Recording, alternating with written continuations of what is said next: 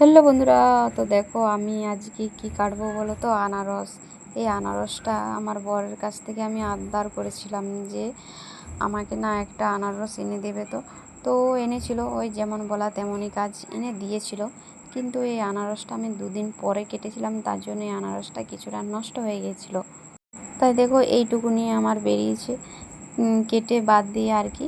তারপর ভাবলাম চলো তোমাদের সঙ্গে একটু আমি মাখাটা শেয়ার করি। তো এখানে আমি সামান্য একটু লবণ আর নিয়েছিলাম কাঁচা লঙ্কা। তো এটাতে অনেকে আবার লঙ্কার গুঁড়ো বা গোলমরিচের গুঁড়ো এসব দিয়ে অনেকে খায়, যে যেমন করে খায় আর কি। তো আমার ওইসব ভালো লাগে না, তাই জন্যে আমি এই সামান্য একটু লবণ আর লঙ্কা দিয়ে কিন্তু খেয়েছিলাম। তো মাখাটা বেশ ভালো লেগেছিলো।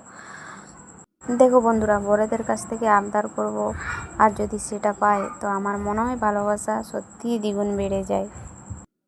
আর এরকম করেই কিন্তু সম্পর্কগুলো খুব সুন্দর এবং অটুট হয়ে থাকে সারা জীবনের জন্য। তোমাদের কি মনে হয়?